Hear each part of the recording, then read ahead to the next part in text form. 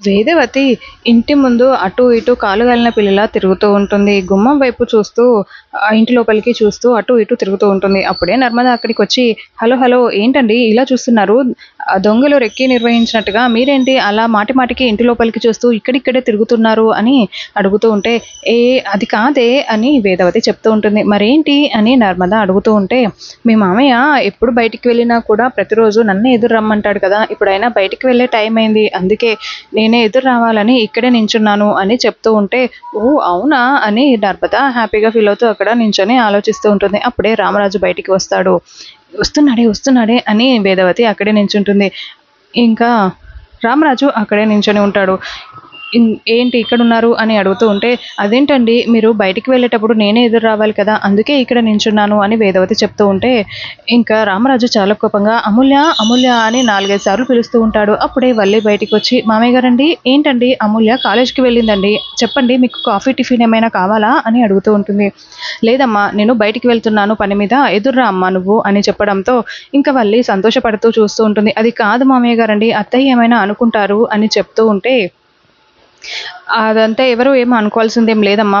25 నా ఆహ్, నమ్మకాన్ని పోగొట్టుకున్నారు. ఇప్పుడు నాకంత అవసరం కూడా లేదు అని చెప్తూ ఉంటాడు. శ్రీరామ, శ్రీరామ, శ్రీరామ అంటే అన్నానంటారు కానీ 25 ఎప్పుడైనా నేను ఎదురు రాకుండా మీరు బయటికి వెళ్లారా అండి? అని వేదవతి అడుగుతూ ఉంటుంది.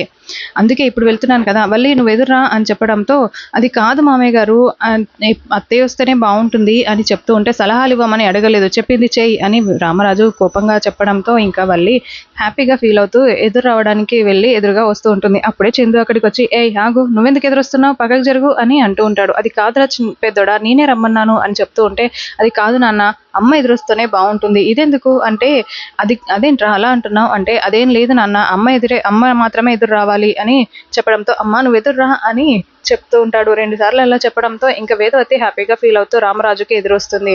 ఇంకా అప్పుడే వేదవతి వాళ్ళ అమ్మ ఆ ఇంటి నుంచి బయటికొచ్చి వీళ్ళ ఇంటి దగ్గరికొచ్చి బాబు రామరాజు అని పిలుస్తూ ఉంటుంది. ఇంకా రామరాజు వెనక్కి తిరిగి చూస్తూ మాట్లాడడానికి ఉంటాడు. అది కాదు బాబు నా నా పుట్టినరోజు రోజే ఇలా నా మనవడు మనవరాలు విడిపోతారని నేను అనుకోలేదు. ఇదంతా జరుగుతుందని తెలుసుంటే అసలు నేను పుట్టినరోజే జరిపించుకోకపోయేవాడిని.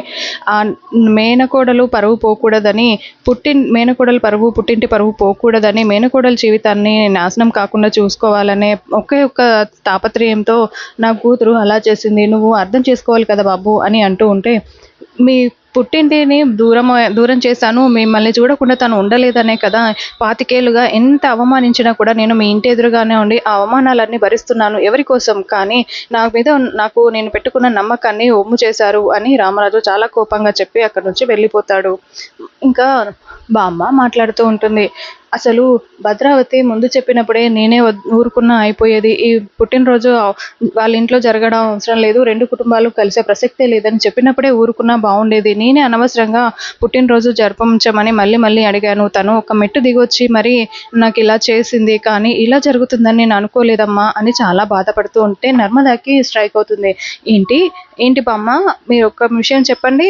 మీ పెద్ద కూతురు వద్దన్నారా అని అడుగుతూ ఉంటే, అవునమ్మా వద్దు అని అన్నది. తర్వాత నేనే మళ్ళీ సడన్‌గా ఏమైందో తెలియదు. ఏ దేవుడు కరుణించాడో 2 కుటుంబాలు కలిసే పుట్టినరోజు జరుపుకుందామని చెప్పిందమ్మా. అలా చెప్పకపోయి ఉన్నా బావుండేది. నా కూతురు మొండిగా ఉన్నా బావుండేదమ్మా అని చెప్తూ ఉంటే, అత్తయ్య నాకేదో తేడాగా అనిపిస్తుంది. దీని వెనకాల ఏదో కుట్ర జరిగినట్టుగా ఉంది అత్తయ్య. ఇది ముందు ప్లాన్ ప్రకారమే చేశారు అని అంటూ ఉంటే, అలా ఎలా చేస్తారే అని వేదవతి అంటుంది. అంటే ధీరజ్ ప్రేమ వాళ్ళ గురించి తెలిసిన వాళ్ళు ఎవరో కావాలనే ఇదంతా చెప్పి జరిపించి ఉంటారు అని చెప్పడంతో ఇంకా వల్లి చాలా భయపడుతూ టెన్షన్ పడుతూ ఉంటుంది. నేను దొరికిపోతానేమో అని.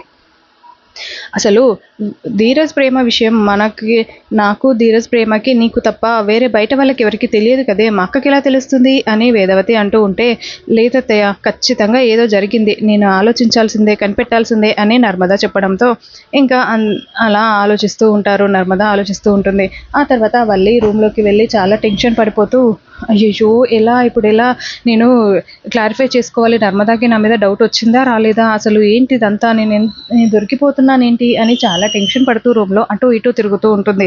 అప్పుడే నర్మద వల్లి రూమ్లోకి వచ్చి క్లారిఫై చేసుకో అక్క అని అంటూ ఉంటుంది. ఇంకా వల్లి చాలా షాకింగ్గా ఒక్కసారిగా వెనక్కి తిరిగి, చాలా భయపడుతూ నర్మదాని చూస్తూ ఉంటుంది. నర్మద లోపలికొస్తుంది. "ఏంటి ఏంటి క్లారిఫై చేసుకోవాలి చెల్లి" అని వెళ్ళి అడుగుతూ ఉంటే, "అదే అక్క, నీ మనసులో వస్తున్న డౌట్‌లకి అన్నింటికి కూడా క్లారిఫై ఇచ్చేసుకో అక్క" అని అంటూ ఉంటే, "నాకేం డౌట్‌లుంటాయి" అని వల్లి అంటూ ఉంటుంది. "అదేంటక్క, ఎందుకంతలా టెన్షన్ పడుతున్నావు" అని నర్మద అడుగుతుంటే, "నేనెందుకు టెన్షన్ పడతాను? లేదే, నేను బానే ఉన్నాను" అని వల్లి అంటూ ఉంటుంది. "లేదక్కా, ఇంత చల్లగా ఉన్నా, ఫ్యాన్ తిరుగుతూ ఉన్నా కూడా నీకు చూడు ఎలా చెమటలు పడుతున్నాయో" అని తుడుస్తూ చూపిస్తూ ఉంటుంది.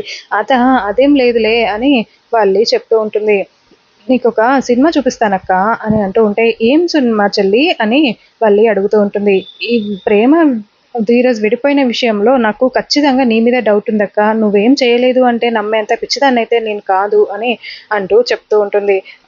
నేనెందుకు అలా చేస్తాను చెల్లి? నేనే నా పరిస్థితే బాలేక ఏదో అలా ఉంటున్నాను" అని వల్లి చెప్తూ ఉంటుంది.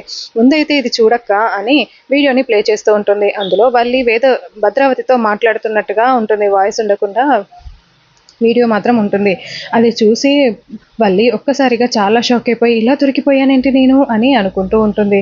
"చెప్పక్క, మర్యాదగా చెప్పు, మీ ఇద్దరు కలిసి ఏం మాట్లాడుకున్నారు" అని నర్మద అడుగుతూ ఉంటుంది. "లేదు చెల్లి, నేనెందుకు వాళ్ళతో కలిసి మాట్లాడతాను" అని అంటూ ఉంటే, "చూడక్క, నువ్వు ఇంటి వెనకాలకు వెళ్ళి భద్రావతితో ఏదో మాట్లాడావు. అసలదేంటో చెప్పు, ఏం జరిగిందో చెప్పక్క" అని నర్మద నిలదీస్తూ ఉంటుంది. "ఇదేంటి ఇంటి వెనకాలకంటుంది? మేము మాట్లాడుకుంది గార్డెన్‌లో కదా" అంటే నా మీద ఏదో రాయి విసిరి చూస్తుందన్నమాట ఈ నర్మద అని వల్లి అనుకుంటూ అలా చూస్తూ ఉండిపోతుంది. "అక్క, ఏంటక్క చెప్పవేంటి అడుగుతుంటే" అని నర్మద అడగడంతో ఇంకా వల్లి రిలాక్స్ అవుతూ, "లేదు చెల్లి, నేనెందుకు తనని కలుస్తాను చెప్పు, ఒకసారి ఇలా ఇవ్వు" అని ఆ వీడియోని మొత్తం చెక్ చేసి, "అది ఏఐ వీడియో, అది నిజమైన వీడియో కాదు చెల్లి, ఎవరో నిన్ను మోసం చేస్తున్నారు, నేనెందుకు అలా చేస్తాను" అని అంటూ చెప్తూ ఉంటుంది. "లేదు అక్క, ఇది అబద్ధమని చెప్పినా నేనైతే నమ్మను. ఈ వీడియో క్రియేట్ చేసింది నేనే, నిజమే. కానీ నేను మాత్రం నిన్నైతే ఊరికే వదిలిపెట్టను. ఖచ్చితంగా దీని వెనకాల ఎవరి హస్తం ఉందో నేను కనిపెట్టే తీరుతాను" అని నర్మద చెప్పేసి అక్కడి నుంచి వెళ్ళిపోతుంది.